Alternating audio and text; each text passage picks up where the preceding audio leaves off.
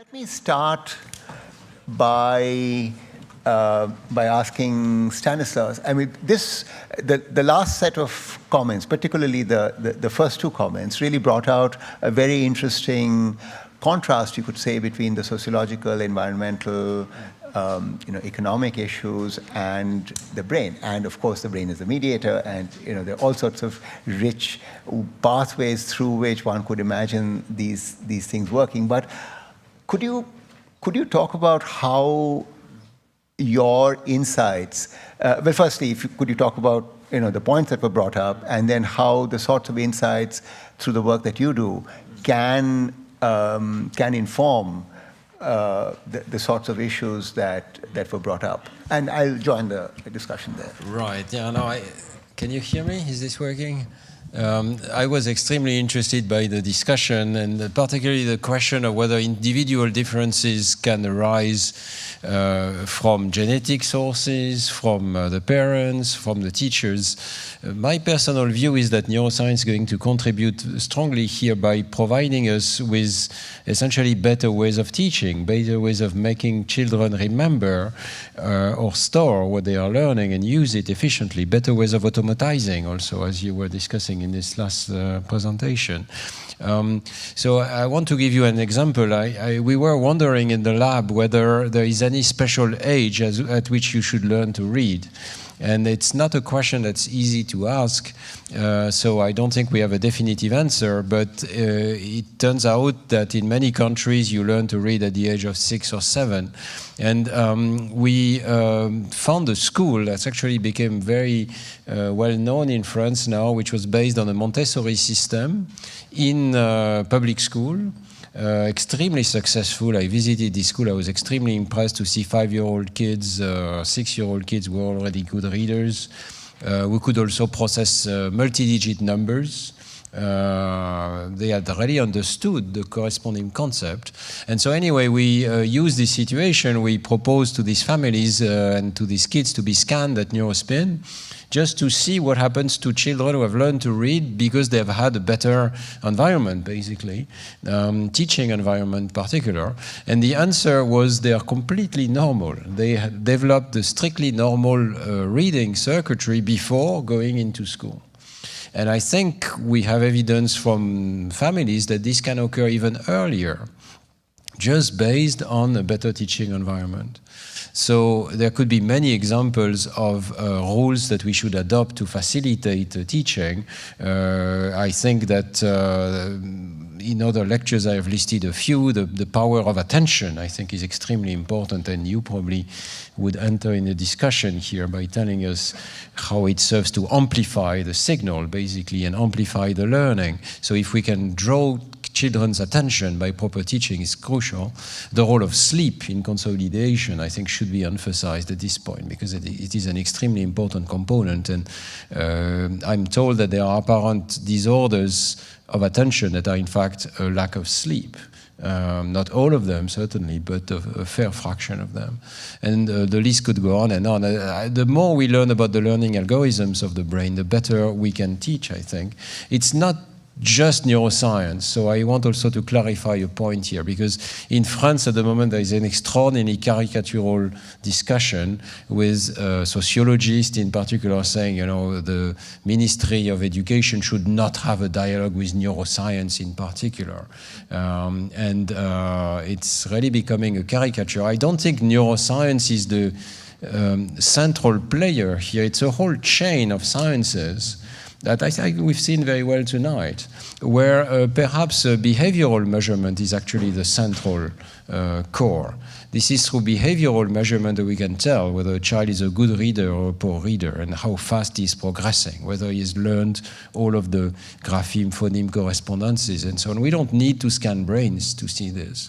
I think the core discipline here is the behavioral analysis of the child, and we can only perform neuroscience experiments if we have understood well enough the behavior that we know how to conduct a paradigm properly. One last reflection was on genetics, because I think we heard also a little bit on that. I am always very careful about analysis of heritability in particular, because I think that the mathematical computation of heritability is problematic. It's highly context dependent, so it depends on the population you are measuring, and you might conclude to no heritability for a very strong genetic determinism. For instance, the heritability of having 2 legs is of course genetically driven, but the mathematical heritability is very small, or 0, because we all have 2 legs, so there is no variability. And vice versa, if you increase teaching, you might well find that you increase heritability for similar reasons. So it's a highly problematic measure, and I don't think we should be discouraged by findings of heritability to improve teaching.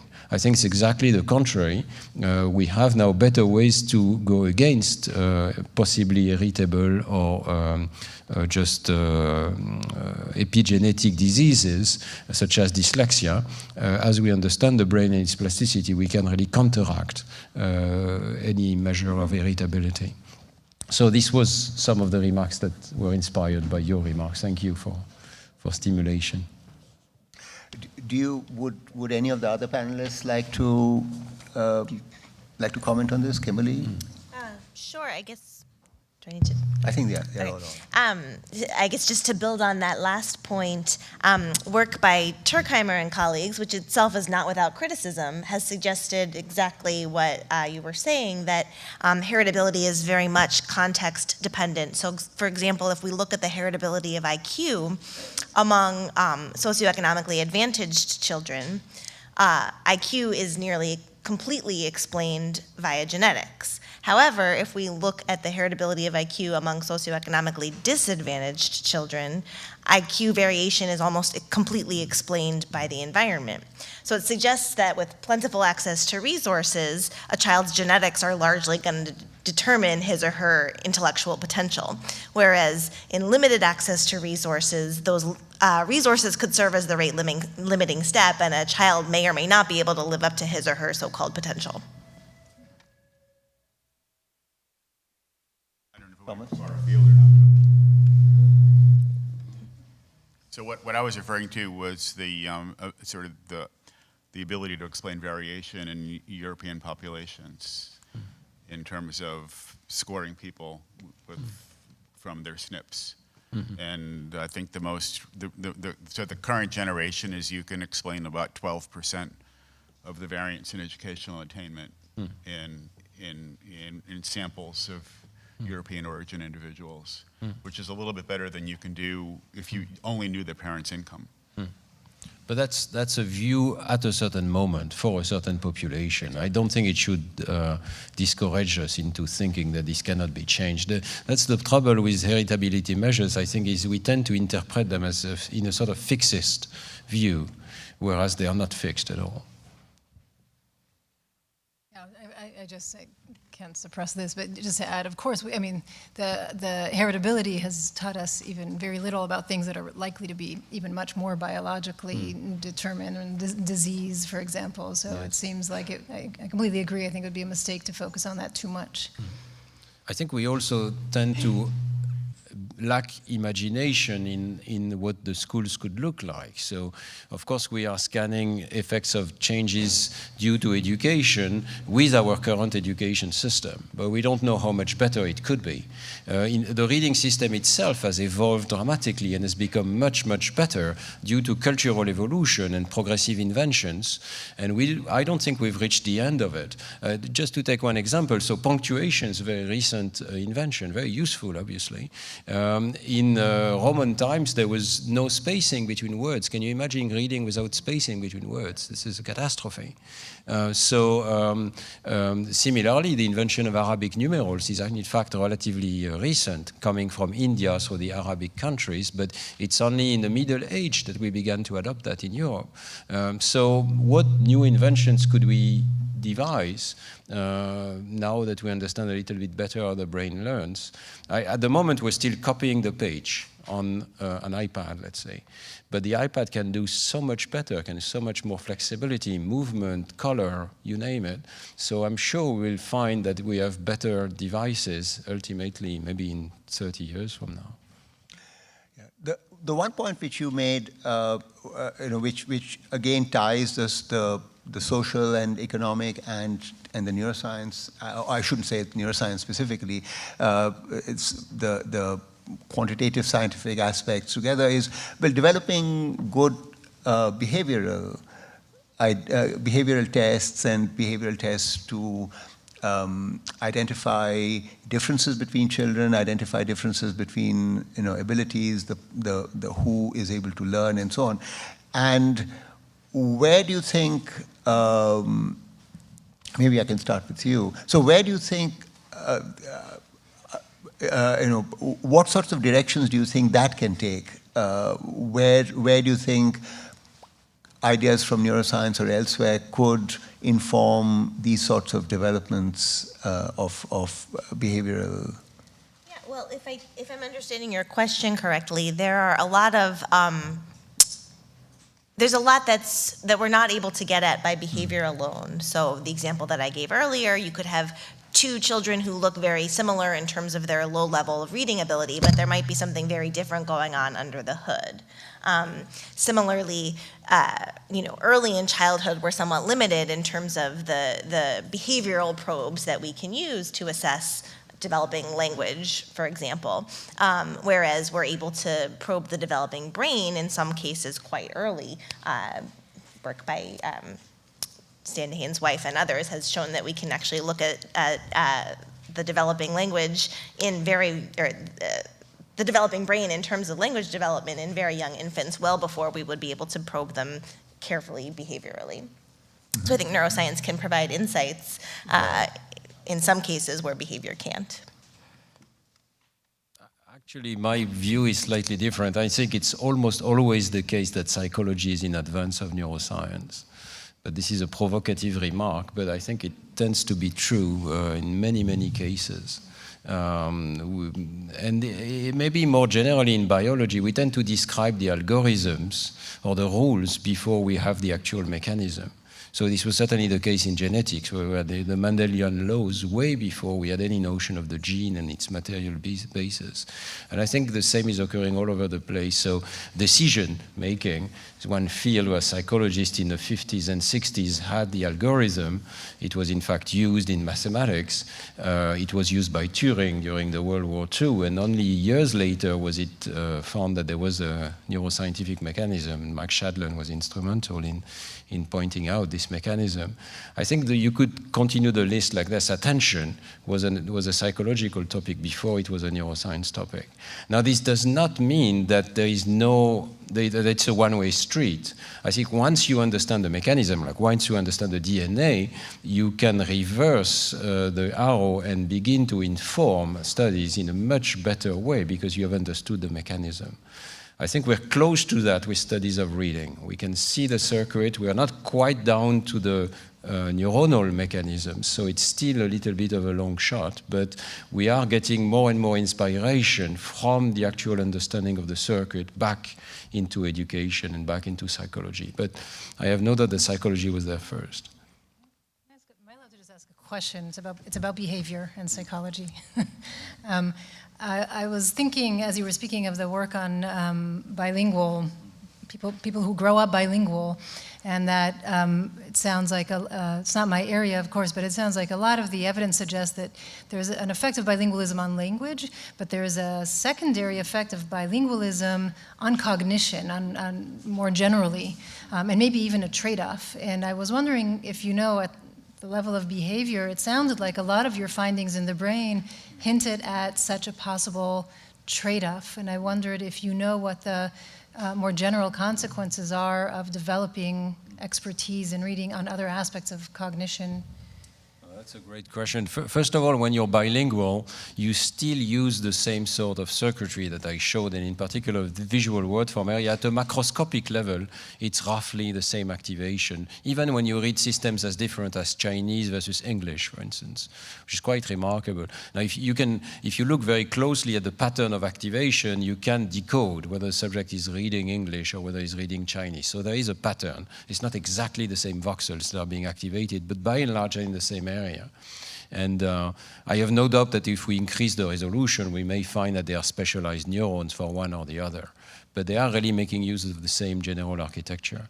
Now, you were asking about benefits of bilingualism. This is a very hot topic. I haven't worked myself directly on it, so this is secondhand, but I know there is a discussion. There's several papers have reported strong effects on executive functions for bilingualism, and including in young infants, which is quite spectacular, yeah. Including from places like Barcelona, where there is almost perfect bilingualism versus monolingualism without any specific differences in sociology of the families and so on. So it looks serious. And the benefit is that the children who have grown up bilinguals, first of all, they have no deficit, which I think is very important to say. There is absolutely zero deficit in being bilingual. But there seems to be a benefit in being able to switch from one task to the other, to attend quickly to a new task. Because if you are bilingual, when you think about it, you have to select your language, and that means your lexicon, your syntax, according to the person you're speaking to. You have to very quickly adapt to what you realize the person is understanding or not understanding. So bilingual children seem to have an advantage in training their executive system to switch. And okay, I know it is debated. There are meta-analyses now that suggest maybe it's not so large. Okay, so this is the state of affairs at the moment. I think it's not debated also that there's a cognitive reserve effect for bilingual people when they grow older. I think you may confirm that. Please. A question that, so, as I listened to the lecture, which is very fascinating, it was very cognitive, it seemed to me, in its focus. And, if one thinks about, and it didn't have a lot to say about the extent to which children can read better or worse. And, if we think about, like, the schooling process, there's the issue of cognitive skills. There's also the issue of, we'll call it non-cognitive skills is what it's sometimes called, but issues of attention and emotional issues that, from the perspective of the education of the learning process, these play an important role in the extent to which and the rate at which children learn. And so it seems to me that at some point that will be in the neuroscience. It may already be there, but if it's not there yet, it will be there. But I'm just sort of wondering if you could either tell me how it's there now or look into the crystal ball and how these other processes would be feeding into, for example, the development of the reading ability that you showed in a kind of a binary way. It's a function of time, but still a binary way. I don't know if it was binary. I think we see a lot of correlates of reading scores in these images, so individual differences are present in these images. I think you're right that we emphasize cognitive factors that facilitate reading acquisition. So in the slide that I left at the end, I had two such factors. One is the speed with which you teach grapheme, phoneme correspondences. And here education and neuroscience are in complete agreement. Neuroscience shows you that this is the key circuit for reading. This is the one that's being changed the most. And education shows that efficient teaching of this circuit, grapheme, phoneme correspondences, is the most efficient way to teach to read. I'm saying that for whoever is listening in Australia, because I'm getting calls from Australia that apparently it's still being debated. And this is stupid. I think we've known this for 25 years, way before any of these images, by the way. The second factor is automatization. It's extremely important that children continue to practice reading until it becomes completely automatized, unconscious, freeing playing this parietal frontal system, going down this U-shaped curve, inverted U-shaped curve, so that you can have your prefrontal cortex available for other tasks, such as thinking about the particular question that's being asked or thinking about the text. Now, you're right, these are cognitive factors. I think there are comparatively fewer studies of the emotional factors that are engaged in learning to read, and probably they're quite important, or the cultural motivation factors. In another version of the talk, I did mention the importance of the book in the family, an extremely important predictive factor. How the book is valued in the family probably translates into how strongly you want to learn to read, because you've seen other people read and you've seen how beautiful it can be. Yeah. There are many more studies of the emotional factors in mathematics. There is a whole set of descriptions of a syndrome of math anxiety, which is really having a dramatic impact on children's lives and capacity to learn, because we know stress and anxiety block learning, even in animal models, very dramatically, and certainly in human subjects as well. So in this case, we know that for some reason, mathematics is being used to select children, to rate them, and they strongly suffer from the stress associated with that. And the stress of failure in mathematics can become a complete blocking factor. This is still at the level of behavioral descriptions, as far as I know. I don't know if there is any very strong biological analysis. And I think, again, most likely the way to address this problem will be through psychological means, by de-stressing the whole enterprise and making it more fun and more nice for children. There's no reason why mathematics should be stressful for children. But our current system, and I have to say, especially in France, unfortunately, makes it extremely hard on children. Okay, if there are no more questions here, I'd like to throw it open to the audience. Please feel free to ask Barbara. Yeah. Or maybe we can bring it to you. I can tell. I know what Barbara wants to ask. You want me to save you? No. There's a mic here. So I'm wondering if you've looked at blind, and in particular blind mathematicians, because I was struck by the fact that the mathematicians are using an area near the word area, right? So yes. The answer is yes, we can, and yes, we did. So yes, I was actually quite amazed that there are blind mathematicians, and there is a very famous case which was discussed by Diderot, in fact, at the time, Sanderson, who was holding the Lucasian chair, so Newton's chair, was held by a blind mathematician at some point. And so we were able to identify 3 blind mathematicians in France at the moment. One of them was pointed out to me by Cédric Villani, who is a Fields Medal winner, very popular figure. And he said, oh, this guy is really good. So I think he's really good. And he said, but he has absolutely no merit because he has more cortex to dedicate to mathematics, which we found is true. So the finding in blind mathematicians has been that they activate the same networks as sighted mathematicians, but in addition, they activate their occipital cortex. And in general, this is the finding in blind subjects, that the occipital cortex is not being frozen in an empty state. It is being recycled, it is being reused for extremely high-level functions sometimes, such as sentence processing and mathematical processing.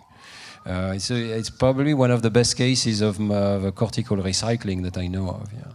Very interesting. So we should study the blind more. It's also interesting because these people have been able to learn mathematics without seeing. One of them was anophthalmic, so really from birth, and the others very early on were blind. So it also means that all of our concepts of space, of number, are more abstract than what could come from the senses. They are actually imposed on the external world, even if we don't have the visual sense. So I think this is also very deep statement about the role of experience, empiricism, in the development of mathematical concepts. It comes from inside. It doesn't come so much from experience in the outside world. Stuart? So when I was a child learning to be literate, we, and I think still today, we emphasized learning the 3 R's, reading, writing, and arithmetic, just to be confusing to young children, apparently. So we've talked a lot about the visual aspects of literacy, and I'm wondering about the motor aspects of literacy and how much that comes into play as well. If you could just discuss that's a that. great point. So again, there is behavioral work and there is imaging work. The behavioral work is clear that the children who learn to write at the same time as they learn to read acquire reading faster. There is a benefit to learning to write. The imaging work shows that there is an area in the precentral cortex, in the left precentral cortex, that cares about gestures of writing, but is also activated when you read, and especially if you read handwritten material. It's actually an interesting story because this area was claimed initially by some Chinese colleagues to be unique to Chinese reading. And I thought, this is weird, you know, I didn't believe that there would be a specific circuit for Chinese reading. Now, it turns out that when you present stimuli in Chinese, they look like they're handwritten. So we had to do the same experiment in English and in French with handwritten characters, and then we saw that area was being activated as well. So it's a good case, perhaps of a so-called mirror system, like Rizzolatti would have it, or using your premotor cortex in order to facilitate the recognition of what is otherwise a rather difficult shape to recognize. So decoding the gesture helps to decipher handwriting. And it's useful for kids as well. Thank you very much for this very inspiring and provocative discussion.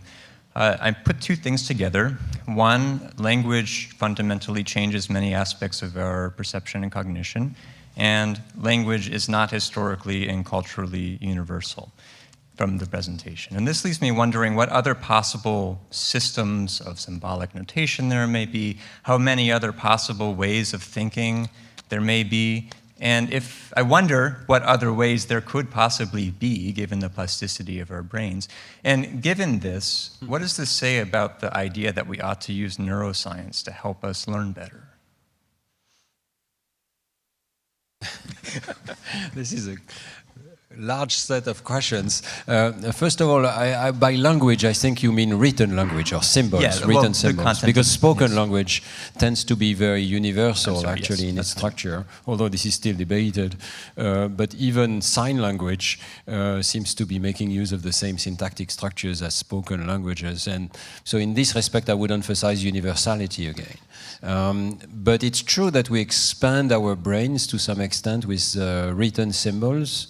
Certainly particularly digits. Without a counting system, we cannot really think about numbers in a precise manner. At least this is our conclusion from arithmetic studies. So animals don't seem to be able to think of the difference between 19 and 20 in a precise manner. They have a concept of about 20, but they don't have the precise distinction.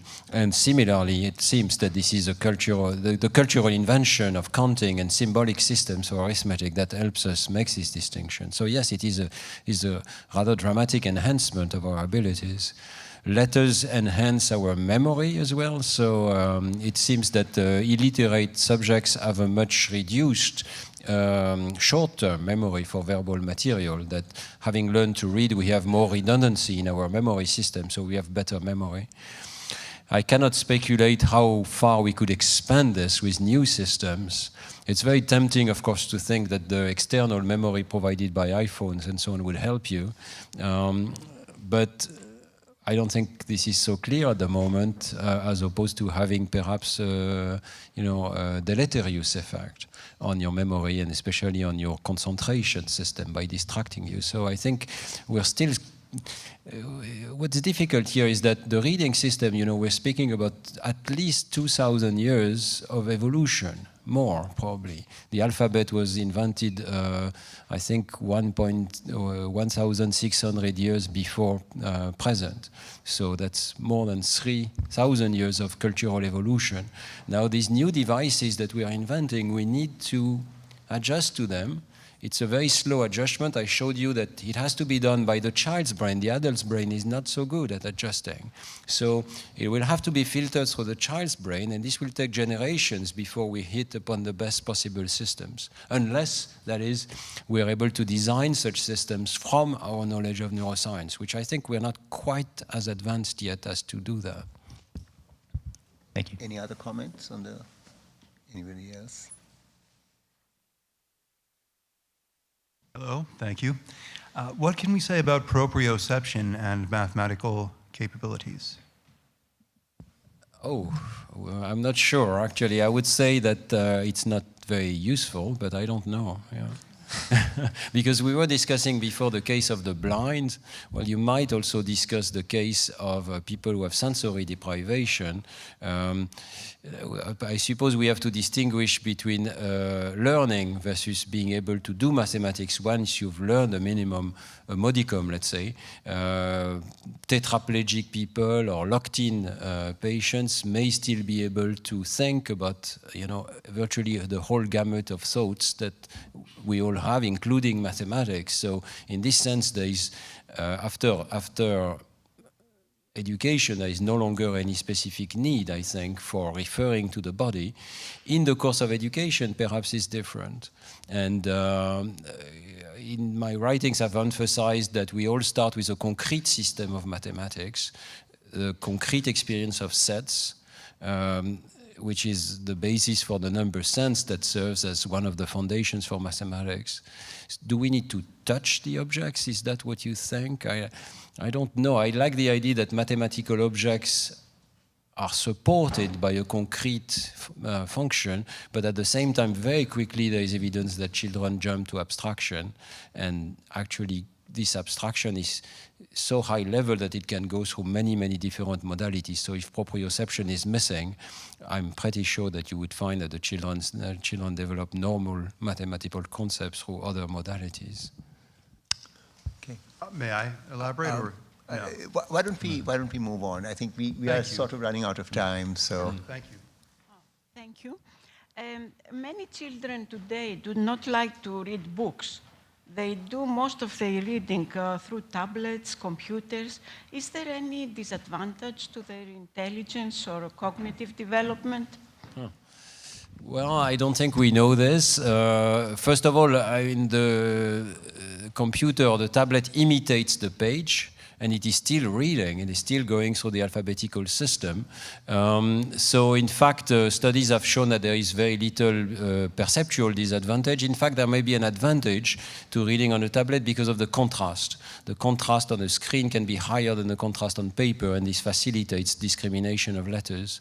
There is one possible disadvantage which has been reported recently. I heard about it from two studies. I didn't read the papers, so take it with a grain of salt, but it was quite interesting.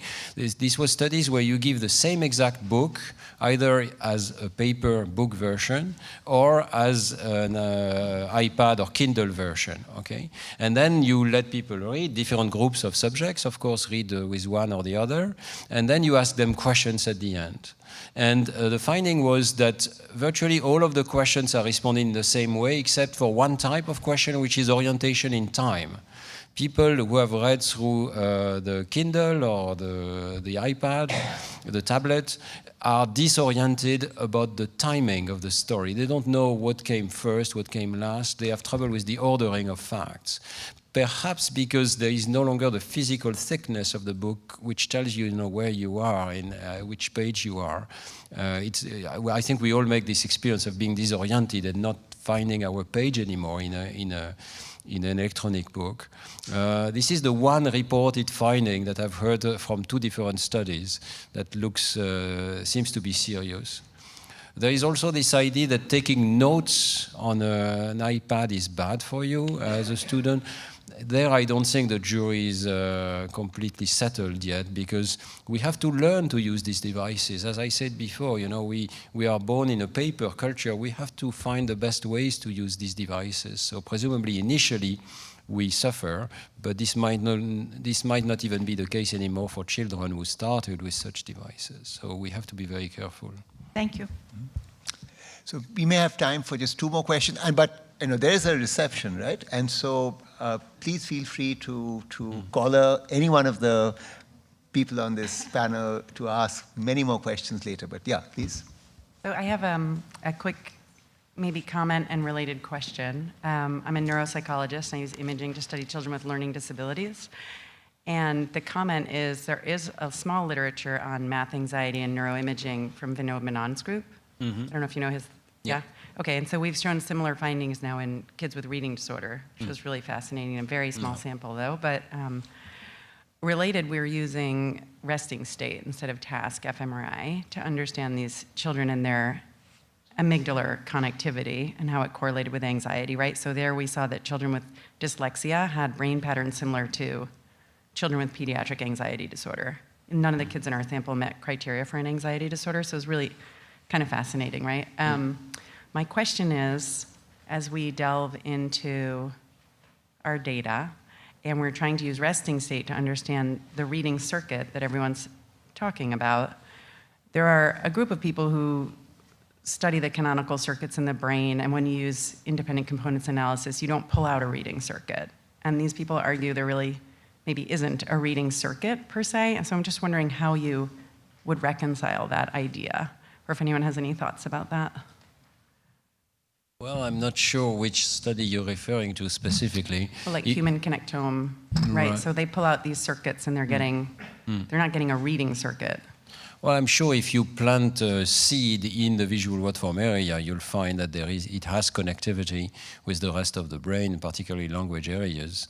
And we found that this sort of connectivity is missing in illiterate subjects, even also in terms of the anatomy itself. So not even talking about functional connectivity, but anatomical connectivity is weaker if measured by diffusion tensor imaging. Seems to be weaker in illiterate subjects compared to literate subjects. So I have little doubt that you would find this with the appropriate, focus on the proper areas. But I'm curious about whether really you can't find it. I am a little bit anxious about these resting state activity studies, For a psychologist, resting state is really a weird thing. It's essentially saying we don't control anything. We just let subjects lie in the scanner and, see what happens. I think it's very dangerous. Because different people may think of different things basically during the scanner, and this may completely depend on the context of the study, so making them a little bit more anxious. Or I want to do this study once when just before going in the scanner you tell them we're going to ask you arithmetic questions at the end or something like that. I'm sure it will be very different. So I don't know, we are looking at circulating brain activity, but we're not controlling it in any ways. That's helpful, thank you. One last question.